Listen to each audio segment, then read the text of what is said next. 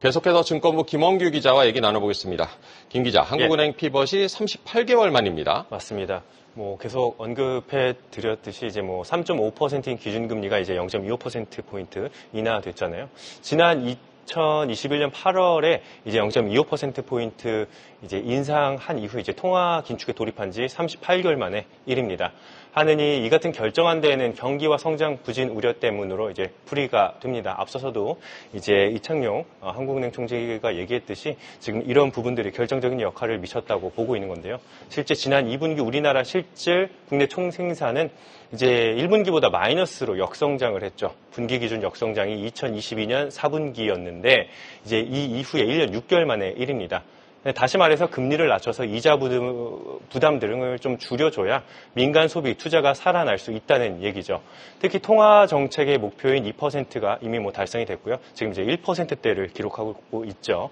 인플레이션 우려가 이런 부담이 적다는 점도 하는 결정에 한몫했습니다. 게다가 앞서서 미국 연방준비제도가 지난달 기준금리를 0.5%포인트 내리는 비컷을 단행을 했는데 이게 이제 한미 기준금리 역전 그 폭이 좀 축소됐는데 이 한은의 인하 결정에 영향을 준 것으로 해석됩니다. 네, 어쨌든 통화정책이 긴축에서 완화까지 오는데 38개월이라는 시간이 걸렸습니다. 그간의 금리 인하 추이도 좀 지켜볼까요? 네, 한은이 이제 정책금리를 콜 금리에서 기준금리를 변경한 게 이제 2008년 2월 이후부터였습니다. 이때를 기준으로 한은의 이제 기준금리 추이를 좀 보실 텐데요. 대표적으로 총 3번의 금리 인하기가 있었습니다. 우선 글로벌 금융위기 직후였던 2008년 8월부터 2009년 2월 때였죠.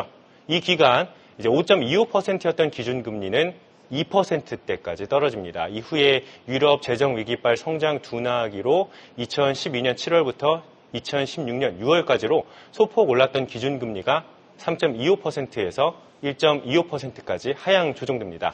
이제 마지막 인하기가 2019년 7월부터 2020년 5월까지인데요. 당시 아시다시피 코로나19 기간이었죠.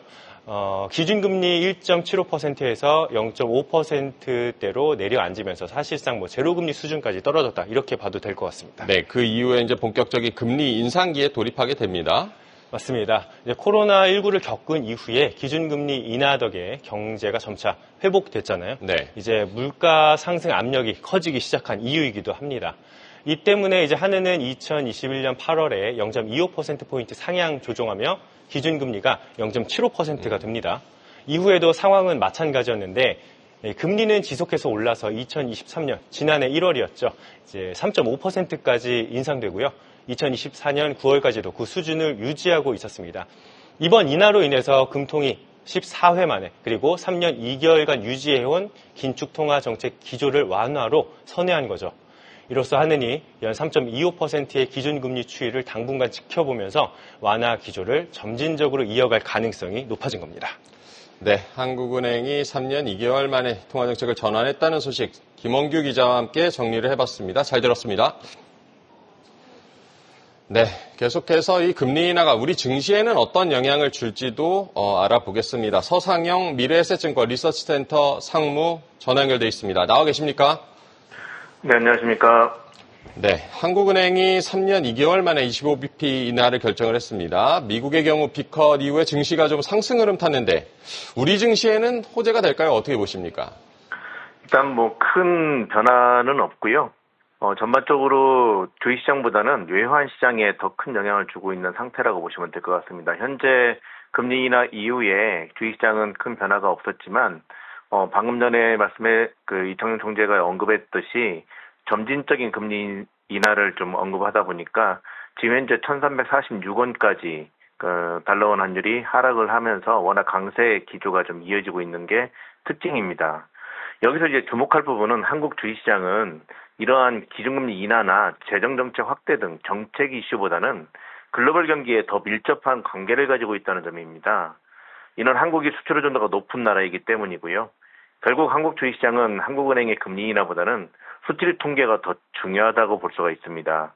최근 수출 증가세가 둔화되고 있고 이를 견인하던 반도체 업황과 관련된 우려 섞인 전망이 나오고 있어서 전반적으로 낙관적이지 못한 것도 현실이고요. 그렇기 때문에 향후에도 중국의 대규모 부양 정책 내용 등에 주목을 하면서 대응을 해야 될 것으로 판단하고 있습니다.